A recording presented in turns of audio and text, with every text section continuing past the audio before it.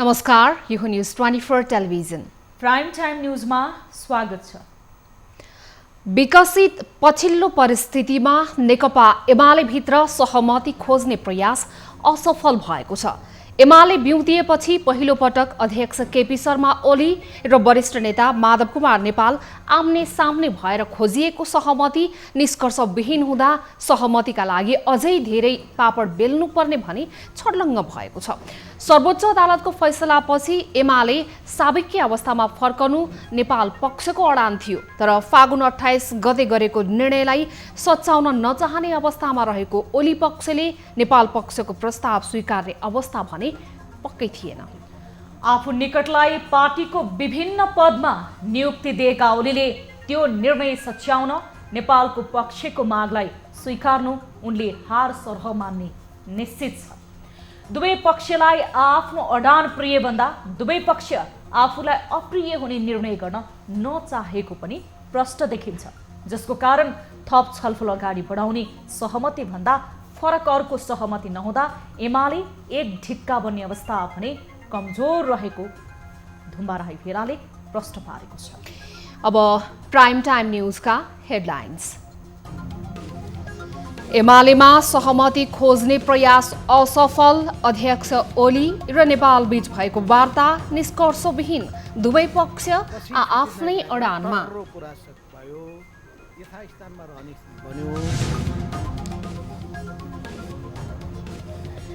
नेपाली कांग्रेस र जसपासँगको वार्तालाई तीव्रता दिने माओवादी केन्द्रको निर्णय। सर्वोच्च अदालतले नेकपा सम्बन्धमा गरेको निर्णयबारे माओवादी केन्द्र पुनरावलोकनमा जान्छ।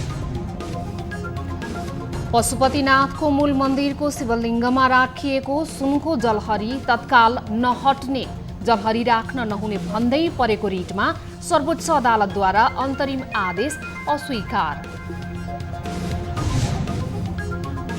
आर्थिक वर्ष 2007 लागि पूर्व निर्धारित समयमा सिलिङभित्र रहेर बजेट प्रस्ताव गर्न अर्थ मन्त्रालयद्वारा मन्त्रालयहरूलाई आग्रह, कार्यान्वयनमुखी बजेट ल्याउने तयारी। र पहिलो पटक चीनबाट मगाइएको 300 मेट्रिक टन रासायनिक मल तातो पानी भन्सारमा थन्कियो। झन्झटिलो सरकारी प्रक्रियाका कारण मल छुट्न अझै समय लाग्ने। सकिन्छ कि सकिँदैन भनेर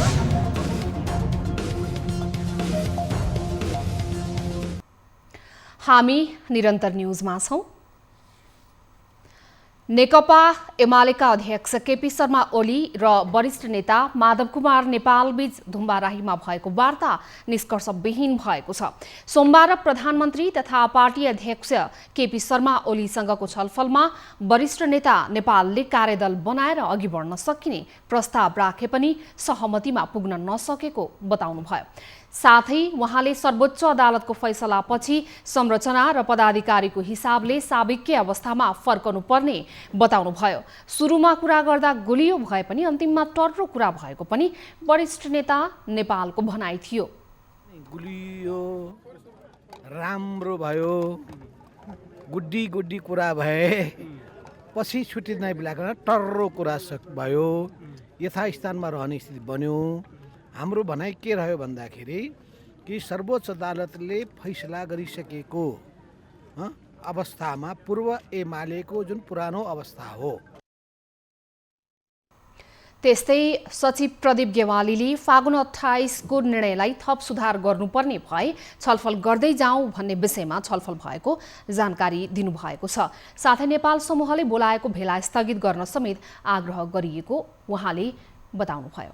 कता भए पनि फागुन 23 गतेको फैसलाले फेरि एउटै पार्टीमा एकताबद्ध भएर अगाडि बढ्ने एउटा चाहिँ अवसर हामीलाई दिएको छ। यो अवसरको रियलाइजेसन पनि हो, सबैले यसलाई रियलाइज गरेको अवस्था पनि हो र आजको बैठकको वातावरण चाहिँ सम्माननीय अध्यक्ष प्रधानमन्त्रीले निर्माण गर्नुभएको उहाँले माधव कुमारलाई खबर गर्नुभयो।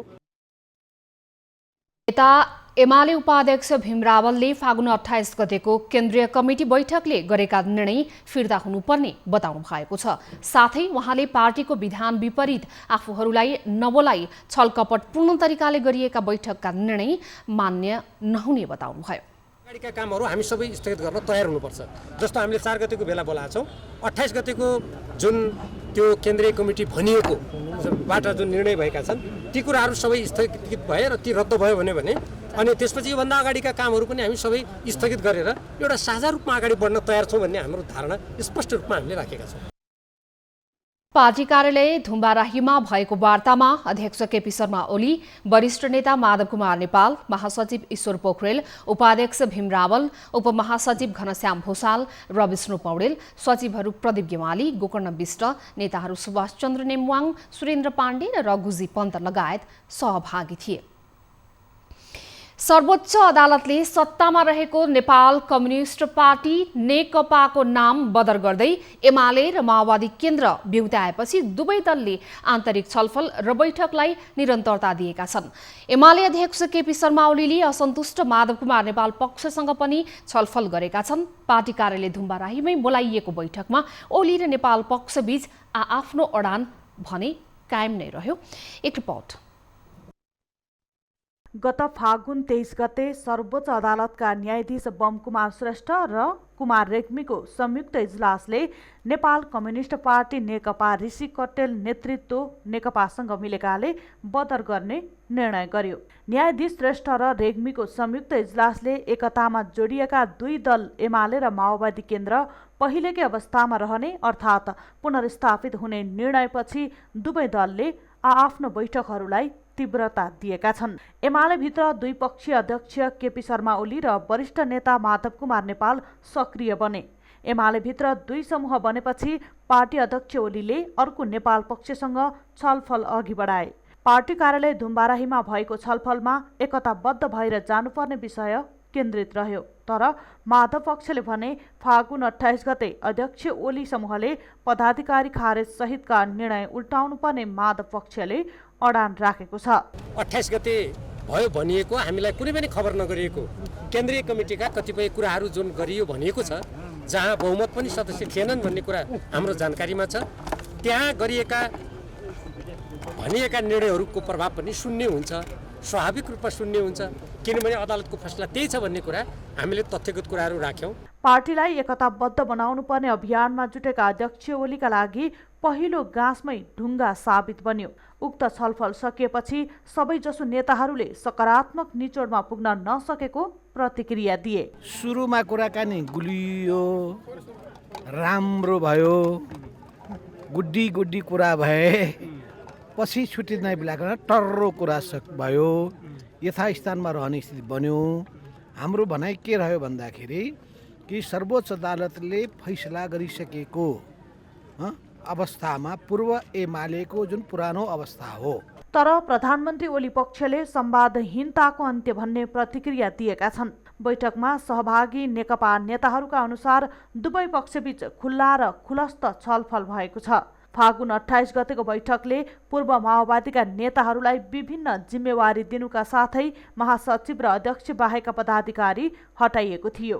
यो निर्णयबाट ओली पछाडि हटेका छैनन्। आजको छलफल सकारात्मक रहेको छ, निष्कर्षमा नपुगे पनि अब नेताहरू र हामी विभिन्न चरणमा बस्छौँ, कुराकानीहरू गर्छौँ र मलाई विश्वास छ आजको छलफलले जुन एउटा साझा धरातल निर्माण गरेको छ यसको जगमा चाहिँ नेकपा एमालेलाई एकताबद्ध बनाउँदै नयाँ गतिका साथ अगाडि लैजान यसले एउटा आधार सिर्जना गरेको छ। तर माधव पक्षले यो निर्णय उल्टिनुपर्ने अडान राखेको छ।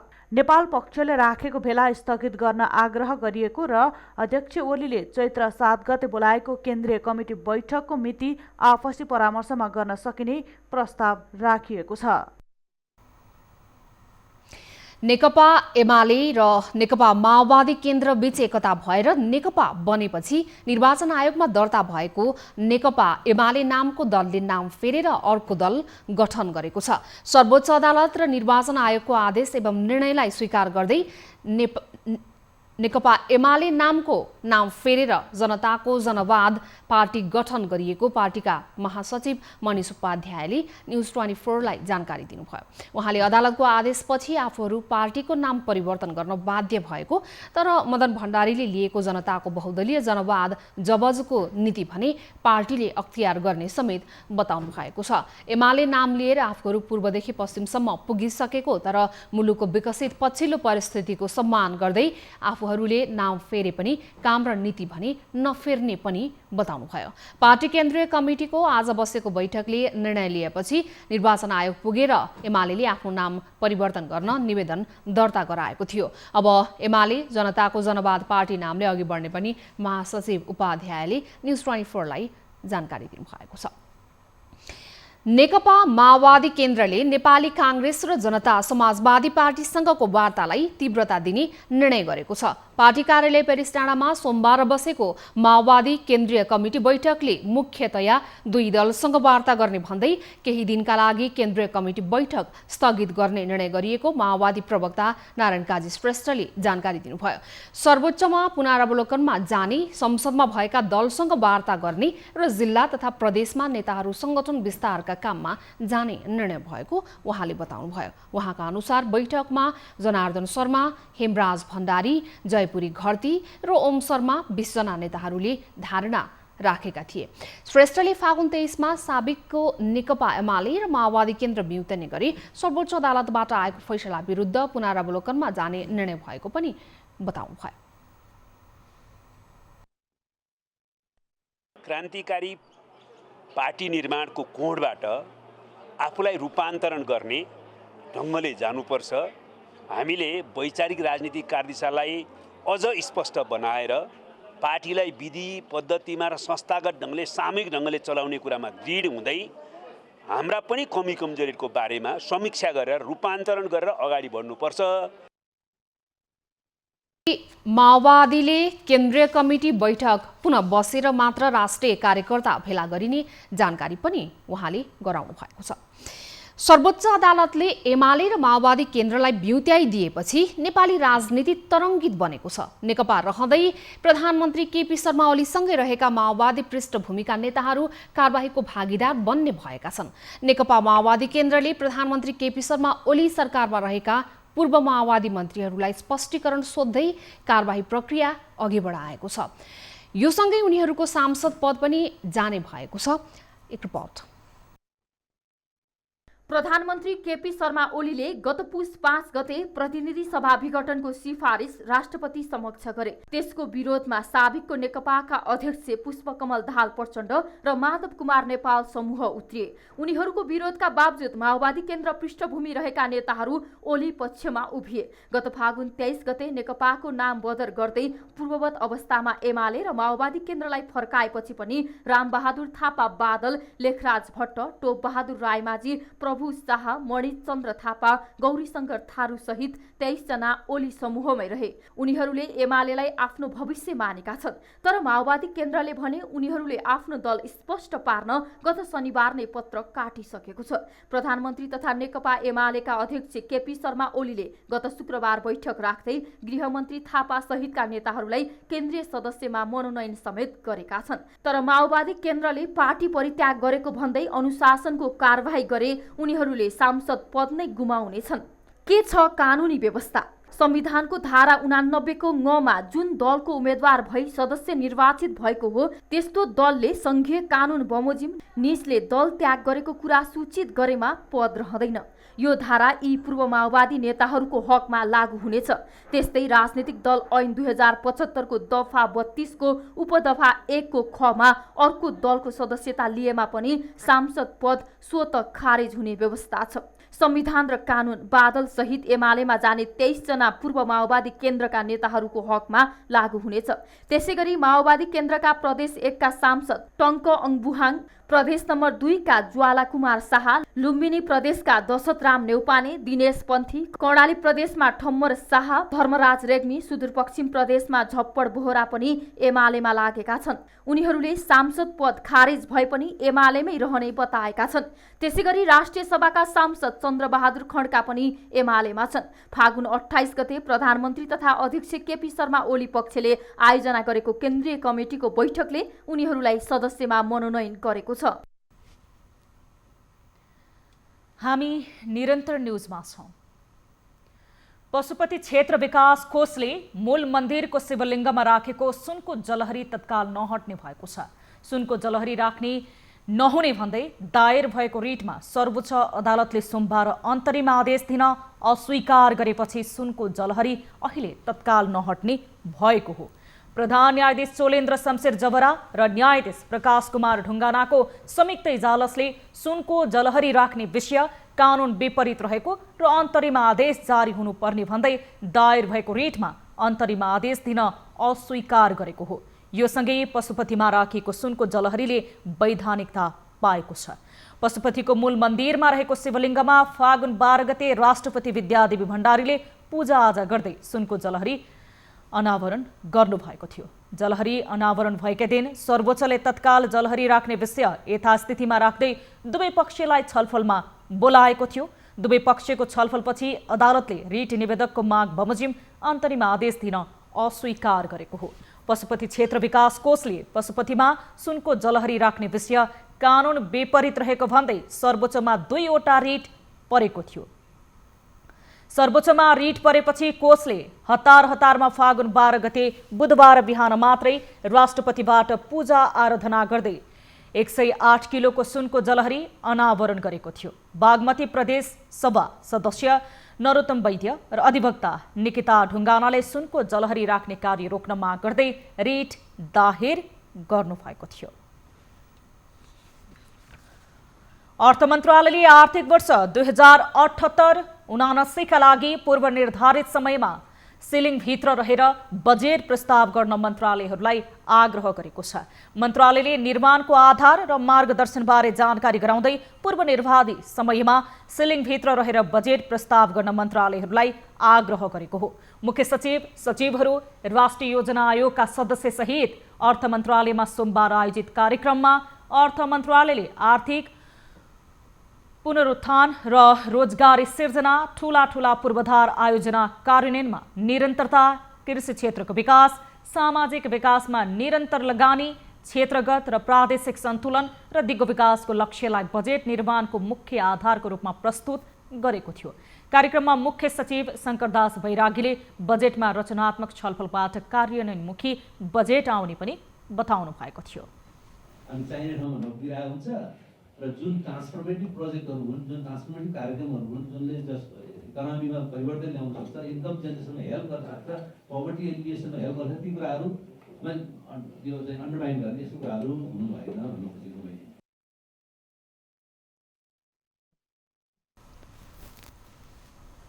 उहाँले बजेट कार्यान्वयन म्याट्रिक बक्स बनाउन जरुरी रहेको समेत धारणा व्यक्त गर्नुभएको छ। अर्थ सचिव शिशिर कुमार ढुङ्गानाले कार्यक्रमको राम्रोसँग विश्लेषण गरी बजेट प्रस्ताव गर्न जरुरी रहेको उल्लेख गर्दै सेलिङलाई प्रभावकारी बनाउन आग्रह गर्नुभएको छ। त्यो कुरामा चाहिँ सरसचिवहरू असाध्यै गम्भीर रूपमा लिनु होला। यो यसो लेख्दै भइहाल्छ, गर्दै भइहाल्छ, भन्दै हुन्छ, अर्थ मन्त्रालयलाई भनिदिनु न, म पठाइदिन्छु। अहिले सचिवले भने अर्थ मन्त्रालयले भन्नु, अर्थ मन्त्रालयले नै भन्यो भने मात्रै पठाइदिन्छु भन्ने पनि छ। धेरै कुरा सुनिएको छ। त्यस कारणले यो यस्ता कुरा नगरौँ। यो मात्र के मात्रै हो भने हजुरहरूले पनि प्रायोरिटाइज गरेर रिसोर्सेसहरूको प्रायोरिटाइज गरौँ, कार्यक्रमको प्रायोरिटाइज गरौँ, कसरी जाँदा ठिक हुन्छ भन्ने कुराहरू हेरौँ। कार्यक्रममा सचिवहरूले सङ्घ, प्रदेश र स्थानीय तहको बजेटमा समन्वय हुनुपर्ने, नीति तथा कार्यक्रम र बजेटबीच तालमेल हुनुपर्ने, दोहोरीपूर्ण हटाउनुपर्ने र प्राथमिकता निर्धारण गर्नुपर्ने लगायतका सुझाव दिएका थिए। नेपालमा सोमबार थप 79 जनामा कोरोना संक्रमण पुष्टि भएको छ। देशका विभिन्न स्थानमा गरिएको परीक्षणका क्रममा थप 79 जनामा कोरोना संक्रमण पुष्टि भएको स्वास्थ्य तथा जनसङ्ख्या मन्त्रालयले जनाएको छ। यो सँगै नेपालमा कोरोना संक्रमितको संख्या 2,75,310 पुगेको छ। त्यस्तै थप 75 जना कोरोना मुक्त हुँदा नेपालमा हालसम्म 2,71,401 जना कोरोना मुक्त भएका छन्। गत 24 घण्टामा कोरोनाको कारण कसैको पनि मृत्यु नभएको मन्त्रालयले जनाएको छ। नेपालमा हालसम्म 3014 जनाले कोरोनाको कारण ज्यान गुमाएका छन्। हालसम्म 895 जना आइसोलेसनमा रहेका छन् भने 44 जना क्वारेन्टिनमा छन् भने हालसम्म 22,18,722 वटा PCR परीक्षण भएको छ। राष्ट्रपति विद्यादेवी भण्डारीले कोरोना विरुद्धको खोप लगाउनु भएको छ। त्रिवी शिक्षण अस्पतालको खोप केन्द्रमा खोप लगाइसकेपछि राष्ट्रपति भण्डारीले खोप सुरक्षित भएकाले ढुक्क भएर आफ्नो पालोमा खोप लगाउन सबैलाई आग्रह गर्नुभएको छ। यसैबीच नेपालमा कोरोना विरुद्धको खोप लगाउने मध्ये कसैलाई पनि गम्भीर स्वास्थ्य समस्या नदेखिएको खोप महाशाखाले जनाएको छ। कोरोना विरुद्धको खोप अहिलेसम्म 15,55,000 भन्दा बढीले लगाइसकेका छन्। नेपाल सरकारले जुन सुरु गर्यो माघ 14 देखि सुरु गरिरहेका छौँ। लगाउनु त भिडै छ हैन। सुरुमा हामीले स्वास्थ्य कर्मीलाई लगायौँ। क्रमशः चाहिँ अब ज्येष्ठ नागरिकहरू त्यो चाहिँ हामी चाहिँ अब हजारौँ लगाइसकेको छ। यो लगाउने क्रम जारी नै छ। सम्माननीय राष्ट्रपति विद्यादेवी भण्डारीले पनि शिक्षण अस्पतालको खोप केन्द्रबाट कोरोना विरुद्धको खोप लगाउनु भएको छ। मित्र राष्ट्रको भ्रमण गर्नुपर्ने हो, यो टार्नै नसकिने पर्यो। यही चैत्रको 9 र 10 गते सायद 3 दिन नै हुन बाँकी छ या भइसक्यो औपचारिक भइसक्यो। अब त्यो भएपछि मैले खोप नलगाइकन जाँदाखेरि अब यो अलि मिश्रित प्रतिक्रिया हुने भएपछि मैले अब कहिले किन नलागेको भन्ने प्रश्नको उत्तर त्यही भयो।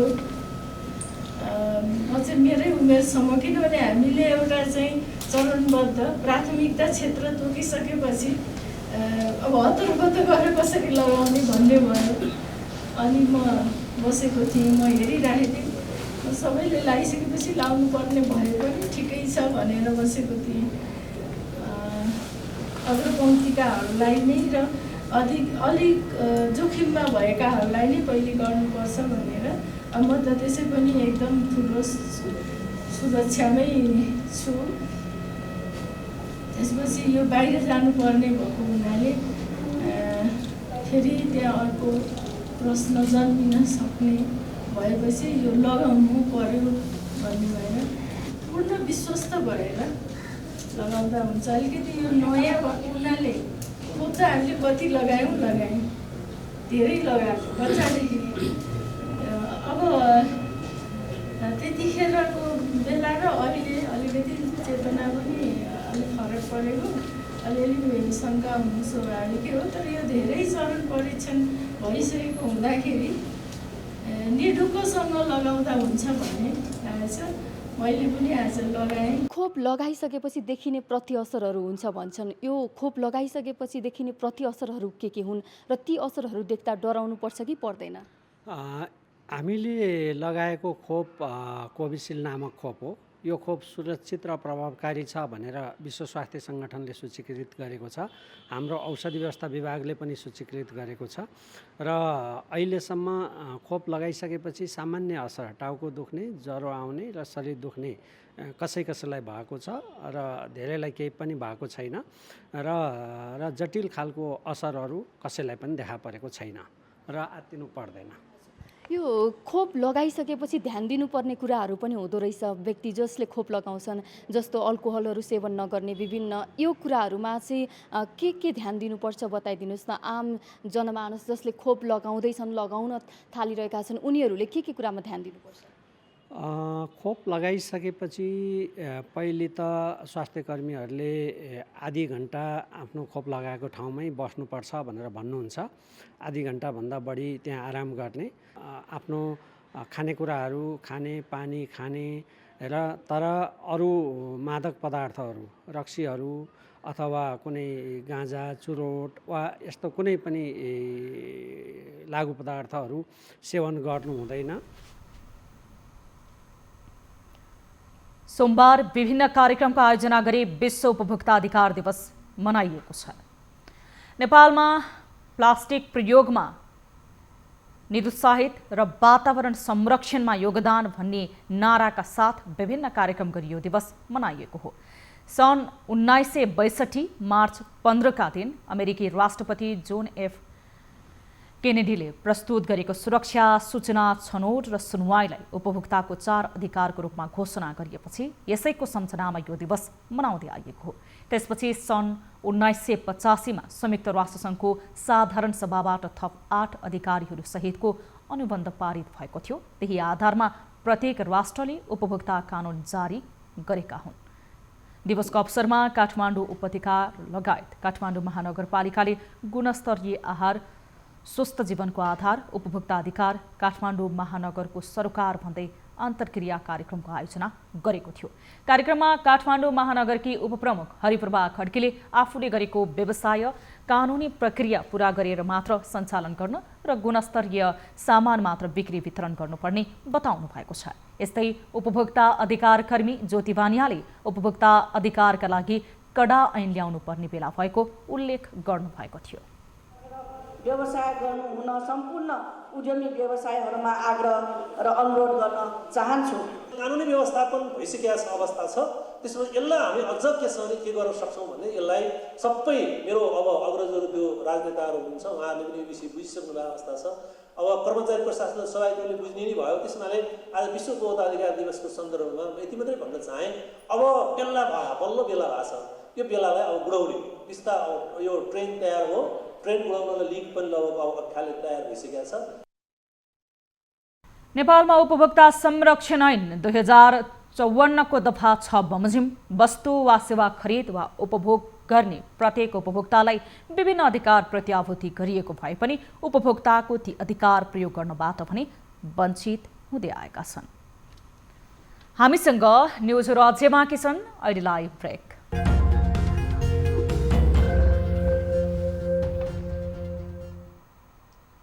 हामी निरन्तर न्युजमा छौं। सिराहाको मालपोत कार्यालयमा बम विस्फोट गराउने व्यक्ति पक्राउ परेका छन्। बम विस्फोटमा संलग्न व्यक्तिलाई सिराहा सुखीपुर नगरपालिका 2 स्थित विद्यानगरबाट सीमा सुरक्षा सशस्त्र प्रहरी बल सुखीपुरले पक्राउ गरेको हो।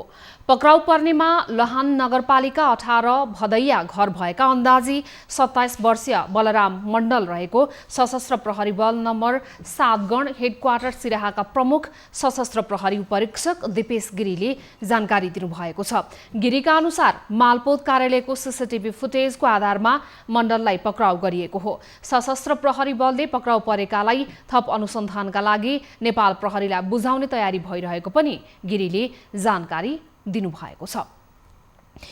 कुनै बेला हरियो वन नेपालको धन भन्ने उक्ति निकै चलेको थियो, तर संरक्षणमा प्रभावकारी नीति नियम नहुँदा र चरम तस्करीका कारण नेपालको वन उजाडिँदै गएको छ। देशका हरेक क्षेत्रमा वनहरू अहिले तस्करीको निशानामा परिरहेका छन्। दिनहुँ जसो वन तस्करी समाचार सार्वजनिक हुने गरेका छन्। तस्कर त भइहाले, वनको संरक्षण गर्छु भन्ने निकाय वा व्यक्तिले नै पनि सेटिङमा अवैधानिक तरिकाले वन फडानी गरिरहेका छन्। यसकै एउटा उदाहरण हो कैलालीको चुरे गाउँपालिका वडा नम्बर 6 मा रहेको बयलागढी सामुदायिक वन। कोरोना संक्रमणका कारण गरिएको लकडाउनको समयमा नियम विपरीत थुप्रै रुखहरू काटिएको स्थानीयले आरोप लगाएका छन्।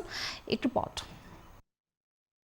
कैलालीको चुरे गाउँपालिका वडा नम्बर 6 मा रहेको बयलाबढी सामुदायिक वन वैज्ञानिक वन निर्माणका लागि भन्दै लकडाउनका बेला नियम विपरीत वन माफियासँगको सेटिङमा काटिएको स्थानीयले बताएका छन्। उपभोक्तालाई जानकारी नै नदिकन नेपाल सरकारको नीति तथा कार्यक्रम भन्दै सामुदायिक वनका अध्यक्ष र उपाध्यक्षको मिलेमतोमा वन फडानी गरेको स्थानीयको आरोप छ। राजनीतिक पहुँचका आधारमा अन्धाधुन्द वनका रुख काट्न थालेपछि स्थानीयले त्यस विरुद्ध आवाज उठाएका थिए, तर आवाज उठाउने स्थानीयलाई नै उल्टै धम्की दिने गरेको समेत उनीहरूको गुनासो छ। स्थानीयले गुनासो गर्दा वन समितिका अध्यक्ष र उपाध्यक्षले वैज्ञानिक वन व्यवस्थापन कार्यक्रम अन्तर्गत सरकारको नीति तथा कार्यक्रम अन्तर्गत माथिबाटै रुख काट्न आदेश आएको बताउने गरेका छन्। कोभिड-19 को महामारीले थला परेको पर्यटन क्षेत्र पुरानै लयमा फर्कन अझै सकेको छैन। अन्य क्षेत्रमा चहल पहल सुरु भइसक्दा पनि पर्यटन र यससँग सम्बन्धित क्षेत्रहरू भने अझै सुस्त अवस्थामा नै छ। पर्यटक आगमन नहुँदा ट्रेकिङ, होटल, होमस्टे लगायतका पर्यटन व्यवसाय चलायमान हुन नसक्दा व्यवसायी मारमा परेका हुन्। एक रिपोर्ट। सरकार उदासीन हुँदा महामारीका कारण थला परेको पर्यटन क्षेत्र लयमा फर्कन नसकेको व्यवसायीले आरोप लगाएका छन्। सरकारले सन् 2020लाई नेपाल भ्रमण वर्षका रूपमा मनाउँदै 20 लाख पर्यटक भित्राउने महत्त्वाकांक्षी योजना अगाडि सारेको थियो, तर कोभिड-19 को महामारीका कारण सरकारी योजनामा कालो बाध लाग्यो। कोभिड-19 कै कारण नेपाल भ्रमण वर्ष प्रारम्भ भएको 3 महिनामै स्थगित भयो। महामारीको प्रकोप कतिसम्म पर्यो भने सन् 2020 भर पर्यटकको आवागमन ठप्प जस्तै बन्यो। अहिले जनजीवन सामान्य बन्दै गएको भए पनि पर्यटन क्षेत्रले भने गति लिन नसकेको गुनासो व्यवसायीहरूको रहेको छ। टानका निवर्तमान अध्यक्षका अनुसार कोभिडको असर कम हुँदै गएको र अन्य गतिविधिहरू पनि सहज हुँदै गएको छ। तर नेपाल सरकारले पर्यटन क्षेत्रलाई खासै महत्त्व नदिएको बताए। बाहिरबाट पर्यटकहरू आउनको लागि त्यस्तो खालको सहज खालको मापदण्डहरू बनाइएको छैन। नेपाल सरकारले पर्यटनलाई त्यति महत्त्व नदिएको हो कि भन्ने मलाई लागिरहेको छ। अहिले देशमा कोभिड-19 विरुद्धको खोप लगाउन थालिएको छ भने नयाँ संक्रमितको संख्या पनि दैनिक घट्दै गएको तथ्याङ्क स्वास्थ्य मन्त्रालयको छ। तर पनि यसको प्रभाव पर्यटन क्षेत्रमा पर्न सकेको छैन। अहिले पनि नेपालभित्र नै पर्यटकको संख्या न्यून नै छ। यो समयमा विगतका वर्षहरूमा मासिक 1 लाखभन्दा बढी पर्यटक आउने गरेका थिए। नेपाल पर्यटन बोर्डका प्रवक्ता मणि लामिछाने भने सरकारी निकाय र निजी क्षेत्रको समन्वयमा नै पर्यटन पुनरुत्थानको कार्ययोजना बनेको बताउँछन्। पुनर्कर्ताको कुरा, पुनर्तालिकीकरण गरिदिने कुराहरूमा हामीले लबी गरिरहेका छौँ। अर्थ मन्त्रालय, राष्ट्रिय योजना आयोग लगायत राष्ट्र ब्याङ्कसँग पनि हामी विभिन्न चरणमा छलफलमा बसेका छौँ व्यवसायहरूको माग लिएर होइन। र पहल भइरहेको छ। केही न केही पोजिटिभ रिजल्टहरू बिस्तारै बिस्तारै देखिँदै पनि आइरहेको छ अहिले यसमा। महामारी सुरु भए यता सन् 2020 अप्रिलदेखि 2021 जनवरीसम्मको 10 महिनामा 23,848 जना पर्यटक मात्रै नेपाल भित्रिएको अध्यागमन विभागको तथ्याङ्क छ। महामारी सुरु हुनु अघिका 3 महिनामा 2 लाखभन्दा बढी पर्यटक भित्रिएका थिए। सन् 2020 मा 20 लाख पर्यटक भित्राउने लक्ष्य राखिए पनि 2,30,000 पर्यटक मात्रै नेपाल आएका छन्। क्यामेरामा अशोक मारन्धरका साथमा टिभी जर्नलिस्ट राजन ढकालको रिपोर्ट। हामी निरन्तर न्युजमा छौँ। छोटो समयमा चीनबाट काठमाडौँ पुग्ने लक्ष्यका साथ तातोपानी नाकाबाट आयात गरिएको 300 मेट्रिक टन रासायनिक मल अझै तातोपानी भन्सारको गोदाममा नै थन्किएको छ। चीनको सिङ्गाबाट छुटेको बढीमा 10 दिनमा काठमाडौँ पुग्ने लक्ष्यका साथ तातोपानी नाकामा आइपुगेको मल झन्झटिलो सरकारी प्रक्रियाका कारण नेपाल प्रवेश गरेको 10 दिनदेखि नाकामा नै अड्किएर बसेको छ। एक रिपोर्ट। हरेक वर्ष रासायनिक मलको अभाव झेलिरहेका नेपाली किसानको लागि यस वर्ष अभाव हुन नदिन पहिलो पटक उत्तरी नाकाबाट मल ल्याउन सुरु गरिए पनि प्रक्रियागत तयारी हुन नसक्दा भन्सारबाट मल अगाडि बढ्न सकेको छैन। पहिलो पटक फागुन 23 गते भन्सारमा आइपुगेको मल बढीमा 1 हप्तामा काठमाडौँ पुग्ने कृषि तथा पशुपक्षी विकास मन्त्रालयको अपेक्षा भए पनि उसैले भन्सारबाट मल छुटाउने अनुमति नदिँदा 10 दिनदेखि भन्सारमा अलपत्र परेको हो। चीनको सिगात्से सहरबाट बढीमा 3 दिनमा मल नेपालको भन्सार गोदाममा आइपुग्छ। यसअघि दक्षिणी नाकाबाट मात्रै मल भित्रिने गरेकोमा उत्तरी नाका तातोपानीबाट समेत मल भित्रिएपछि किसानलाई राहत हुने अपेक्षा गरिएको थियो। कृषि विभागबाट आवश्यक प्रक्रिया पूरा गराउन नसक्दा मल भन्सारको गोदाममै रहेको र अब प्रक्रिया पूरा भएर आउँदा समेत मल काठमाडौँ पुग्न अझै कम्तीमा 1 हप्ता लाग्ने तातोपानी भन्सार कार्यालयका प्रमुख भन्सार अधिकृत लालबहादुर खत्रीले बताएका छन्। 7 ट्रली नेपाल चाइनिज उसमा चाहिँ आइरहेको छ, भित्रिरहेको छ र अहिले आएको पछिल्लो समयमा आएको सामानमा सबभन्दा बढी युरिया मल आएको छ। आजसम्म गत 23 गतेदेखि चाहिँ आउन सुरु भएको युरिया मल आजसम्म करिब 280 मेट्रिक टन भित्रिसकेको छ। 4000 मेट्रिक टन चाहिँ युरिया मल आउने कार्यक्रम हो। कृषि तथा पशुपक्षी विकास मन्त्रालयबाट ढुवानीको अनुमति पाएको साल ट्रेडिङ कर्पोरेसन लिमिटेडले सिल्क ग्रुपसँग ढुवानीको सम्झौता गरी चीनको सिगात्से सहरबाट तातोपानी नाका हुँदै नेपाल ल्याउन लागेको हो। शुक्रबार चीनको सिगात्सेबाट नेपाल भित्रिएको युरिया मलको प्रगतिबारे जानकारी दिँदै आयात ढुवानी कम्पनी सिल्क ग्रुपका अध्यक्ष रमेश शेर्पाले 1 महिनाभित्र आफूहरूले जिम्मा पाएको 4000 मेट्रिक टन युरिया नेपाल आइसक्ने जानकारी दिए। आगामी मनसुनभन्दा अगाडि यो सिद्धिने भन्ने हामी विश्वास पनि राखेका छौँ र त्यही अनुसार हामी यो ढुवानीलाई अग्रसर रूपमा चाहिँ त्यसैको बेसमा हामी अब 40 फिटलाई चाहिँ एकदम कसरी अर्गनाइज र तपाईँको यसलाई चाहिँ अपरेसनमा ल्याउने भन्ने हामी तयारीमा छौँ। एउटा ठुलो कन्टेनरले 2 मेट्रिक टन ढुवानी गर्न सक्छ। नेपालमा हरेक वर्ष युरिया मल अभाव हुने समस्यालाई निराकरण गर्न उत्तरी नाका चीनबाट आयात परीक्षण गरिएको कृषि तथा पशुपक्षी मन्त्रालयका सहसचिव कञ्चन राज पाण्डेले जानकारी दिए। हामी अहिलेसम्म दक्षिणी नाकाहरूबाट मलहरू भित्रै रहेको थियौँ, हामीले किनेर भित्र रहेको थियौँ। अब उत्तरी नाकाबाट एउटा पनि आइसकेको थिएन। आउन त चाइनातिरबाट नि मलहरू त कन्टिन्यू आइरहेको छ, अहिले पनि आइरहेको छ। तर छिर्ने जति सबै त्यो ठुल्ठुलो क्वान्टिटीमा दक्षिणी नाका हुँदै कलकत्ता हुँदै नै यता आउने हो। चीनबाट आयात भएको युरिया पहिलो चरणमा सिन्धुपाल्चोक सहित काभ्रे, दोलखा लगायतका नजिकका जिल्लाहरूमा वितरणको तयारी रहेको कृषि विभागका महानिर्देशक डाक्टर गोविन्द प्रसाद शर्माले जानकारी दिए। प्रत्येक प्रदेशसँग हामी समन्वय गरेका छौँ र स्थानीय तहसँग पनि हामीले यो मलको वितरणमा चाहिँ स्थानीय तहलाई बढीभन्दा बढी सहभागी गराएर यसलाई पारदर्शी तरिकाले किसानहरूकोमा पुग्न सक्ने तरिकाले जस्तो किसिमले आएको छ त्यो डेलिभरीको एउटा मेकानिजम बनाउन चाहिँ यसरी हामीले व्यवस्थापन गरेका छौँ।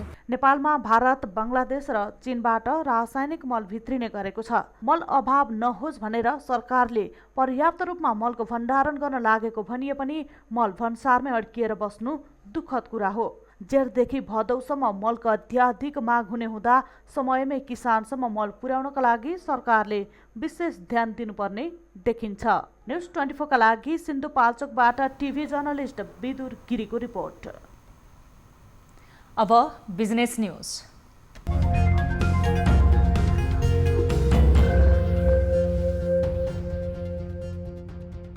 यस वर्षको क्यान इन्फोटेक मेला 2078 वैशाख 28 गतेदेखि सुरु हुने भएको छ।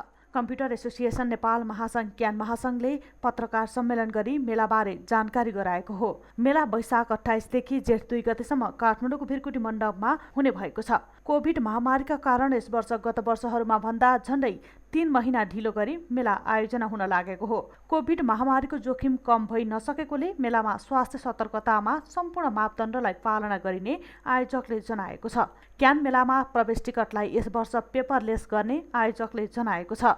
सर्वसाधारणका लागि 100 र विद्यार्थीका लागि 50 रुपैयाँ प्रवेश शुल्क तोकिएको छ। सरकारी तथा सामुदायिक शिक्षण संस्थाहरूलाई भने पत्रका आधारमा निःशुल्क प्रवेश दिइने आयोजकले जनाएको छ। यस वर्ष पनि झण्डै 3 लाखले मेलाको अवलोकन गर्ने अपेक्षा गरिएको छ। नेपालमा सूचना प्रविधि र मनोरञ्जन सम्बन्धी वार्षिक रूपमा आयोजना हुँदै आएको क्यान इन्फोटेकको यो 27औं संस्करण हो। क्यानले विगत 20 वर्षदेखि राष्ट्रिय र अन्तर्राष्ट्रिय सूचना प्रविधि सम्मेलन पनि गर्दै आएको छ। हामीसँग न्युज राज्यमा किसन, अहिलेलाई ब्रेक।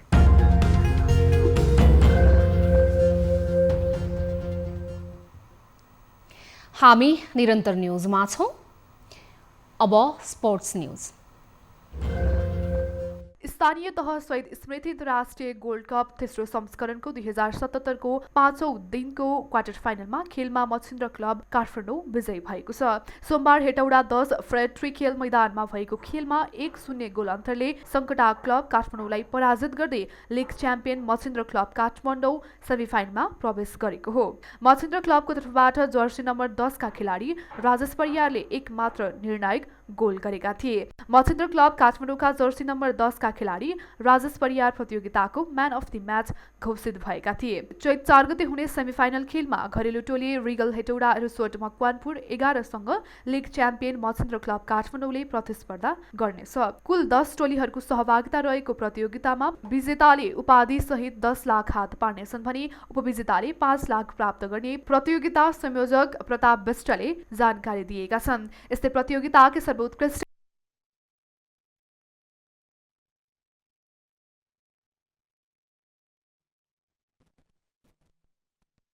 प्रत्येक खेलको म्यान अफ द म्याचलाई नगद 10,000 पुरस्कारको व्यवस्था गरिएको मकवानपुर जिल्ला फुटबल सङ्घका अध्यक्ष टिका लामाले बताएका छन्। प्रतियोगितामा लिग च्याम्पियन मच्छिन्द्र सहित 6 वटा ए डिभिजन क्लबहरूले सहभागिता जनाएका छन्। यस्तै 1 विदेशी, 1 आयोजक र 2 मोफसलका टोलीहरूले सहभागिता जनाएका छन्। प्रतियोगिताको फाइनल खेल चैत 7 गतेका दिन हुने आयोजकले जनाएको छ।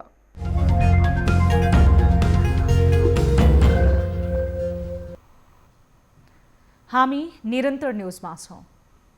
अब विद्या बस्नेतको साथमा फटाफट न्युज।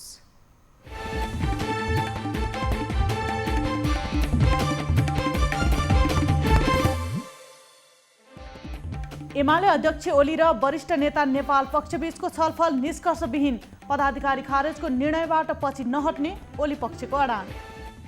नेपाली कङ्ग्रेस र जसपासँगको वार्तालाई तीव्रता दिने माओवादी केन्द्रको निर्णय। सर्वोच्च अदालतले नेकपा सम्बन्धमा गरेको निर्णयबारे माओवादी केन्द्र पुनरावलोकनमा जाने। प्रतिनिधि सभा पुनर्स्थापनापछि पहिलो पटक कार्यव्यवस्था परामर्श समितिको बैठक बस्यो। भोलि बस्ने प्रतिनिधि सभाको बैठकको कार्यसूची तय। राजनैतिक दलका कमिटीमा 33% महिला सहभागिता सुनिश्चित गर्न सर्वोच्च अदालतको आदेश। शर्त पूरा नगर्ने कुनै पनि दल दर्ता नगर्न परमादेश। नेकपा एमाले नाम परिवर्तन गरी जनताको जनवाद पार्टी बन्यो। सर्वोच्चको आदेशको सम्मान गर्दै नाम परिवर्तन गरी निर्वाचन आयोगमा दल दर्ता। आर्थिक वर्ष 2078-79 का लागि पूर्व निर्धारित समयमा सिलिङभित्र रहेर बजेट प्रस्ताव गर्न अर्थ मन्त्रालयको आग्रह। कार्यान्वयनमुखी बजेट ल्याउने तयारी। म्यानमार दूतावास अगाडि शान्ति सम्झौताको विरोध प्रदर्शन। सैनिक सत्ताद्वारा भइरहेको हत्या र दमन विरुद्ध राजनैतिक बन्दीको बिना शर्त अविलम्ब रिहाई र लोकतन्त्र बहालीको माग। डडेलधुरामा 14 वर्षीय बालिका बलात्कारको आरोपमा 70 वर्षीय वृद्ध सहित 5 जना पक्राउ। आरोपित मध्ये 1 जना फरार। खोजी कार्य जारी। भारतबाट खरिद गरिएको थप 10 लाख डोज कोभिसिल्ड खोप नेपाल आउन ढिलाइ। जारी खोप अभियान प्रभावित हुन सक्ने। व्यवसायीलाई गुणस्तरीय सामान मात्र बिक्री वितरण गर्न काठमाडौँ महानगरको आग्रह। उपभोक्ता अधिकारका लागि कडा ऐन ल्याउन आवश्यक भएको अधिकार कर्मीहरूको जोड। सिद्ध बाबालाई फैसला दिने आदेश विरुद्ध उच्च अदालतमा पुनरावेदन दर्ता। फैसलाको 100 दिनपछि सक्कल मिसिल झिकाउन सरकारी वकिलको कार्यालयलाई पत्राचार। पहिलो पटक चीनबाट मगाइएको 300 मेट्रिक टन रासायनिक मल तातोपानी भन्सारमा थन्कियो। झन्झटिलो सरकारी प्रक्रियाका कारण मल छुट्न अझै समय लाग्ने। सिराहाको अस्थायी ट्राफिक प्रहरी पोस्ट गोल बजारले 1 महिनाको अवधिमा ट्राफिक नियम उल्लङ्घन गर्ने 850 भन्दा बढी सवारी साधनलाई कारबाही। कारबाही स्वरूप रु 5,10,000 राजस्व सङ्कलन। पशुपतिनाथको मूल मन्दिरको शिवलिङ्गमा राखिएको सुनको जलहरी तत्काल नहट्ने। जलहरी राख्न नहुने भन्दै परेको रिटमा सर्वोच्च अदालतद्वारा अन्तरिम आदेश अस्वीकार। प्रदेश र स्थानीय तहमा कर्मचारी समायोजन मिलान गर्न सङ्घीय मामिला तथा सामान्य प्रशासन मन्त्रालयलाई सकस। निवेदनमाथि कारबाही नबढाएकोमा ट्रेड युनियनको आपत्ति।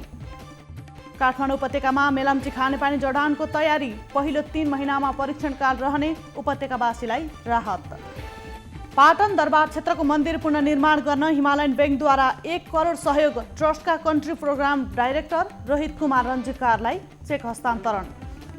कोभिड महामारीका कारण यस वर्षको क्यान इन्फोटेक मेला 2078 साल वैशाख 28 गतेदेखि हुने। सर्वसाधारणका लागि 100 र विद्यार्थीका लागि 50 रुपैयाँ प्रवेश शुल्क तोकियो। पर्यटकीय नगरी पोखराको पर्यटन व्यवसाय अझै लयमा फर्किन सकेन। विदेशी पर्यटक आउन नसकेपछि पोखराको पर्यटन क्षेत्रले गति लिन नसकेको व्यवसायीहरूको भनाइ। आज शेयर बजार परिसूचक नेप्से 18.07 अङ्कले घटेर 2379.19 अङ्कको बिन्दुमा कायम। 4 अर्ब 24 करोड रुपैयाँ बराबरको शेयर कारोबार। इङ्ग्लिस प्रिमियर लिग फुटबलमा आर्सेनलको जित। टोटेनह्याम्स 2-1 गोल अन्तरले पराजित।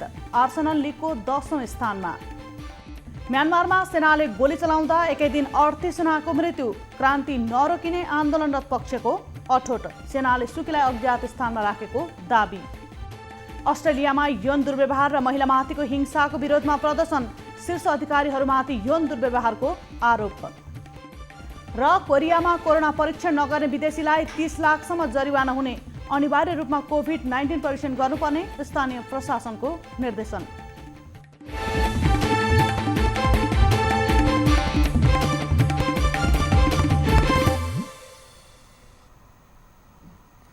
प्राइम टाइम न्यूज सक्नु अघि अहिलेसम्मका हेडलाइन्स पुनः एकपटक। एमालेमा सहमति खोज्ने प्रयास असफल। अध्यक्ष ओली र नेपाल बीच भएको वार्ता निष्कर्षविहीन। दुवै पक्ष आफ्नै अडानमा। पछि छुट्टी नै बेलाको टर्रो कुरा भयो। यथास्थानमा रहने बन्यो। नेपाली काङ्ग्रेस र जसपासँगको वार्तालाई तीव्रता दिने माओवादी केन्द्रको निर्णय। सर्वोच्च अदालतले नेकपा सम्बन्धमा गरेको निर्णयबारे माओवादी केन्द्र पुनरावलोकनमा जाने। सामूहिक ढङ्गले चलाउने कुरामा ढिड हुँदैन। पशुपतिनाथको मूल मन्दिरको शिवलिङ्गमा राखिएको सुनको जलहरी तत्काल नहट्ने। जलहरी राख्न नहुने भन्दै परेको रिटमा सर्वोच्च अदालतद्वारा अन्तरिम आदेश अस्वीकार। आर्थिक वर्ष 78-79 का लागि पूर्वनिर्धारित समयमा सिलिङभित्र रहेर बजेट प्रस्ताव गर्न अर्थ मन्त्रालयद्वारा मन्त्रालयहरूलाई आग्रह, कार्यान्वयनमुखी बजेट ल्याउने तयारी।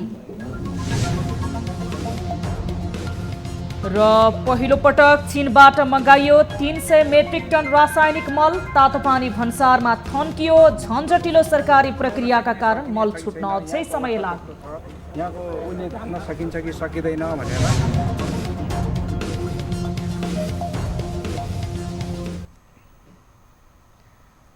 प्राइम टाइम न्यूज अहिलेलाई यति नै। जाँदा जाँदै ताली र गालीका लागि हामीले सोधेको प्रश्न, सङ्घीय संसदमा जम्मा 34 सिट भएको जनता समाजवादी पार्टीले सरकारको नेतृत्व गर्ने आँट गर्नुलाई के भन्नुहुन्छ? पाउनुपर्छ भन्नेले तालीमा र अचम्म लाग्यो भन्नेले गालीमा भोट गर्न सक्नुहुनेछ हाम्रो पात्रोको एप्लिकेसन मार्फत। थप न्यूजका लागि हाम्रो वेबसाइट www.news24nepal.com हेर्नुहोला। साथै हामीलाई फेसबुक, ट्विटर र युट्युबमा पनि फलो गर्न सक्नुहुन्छ। यस्तै मोबाइल, भाइबर, इमेलबाट न्युज 24 टेलिभिजनको हेल्पडेस्कमा कुनै समस्या र गुनासो छन् भने प्रत्यक्ष रूपमा सम्पर्क राख्न सक्नुहुनेछ। हामी निरन्तर न्युजमा छौँ। नमस्ते।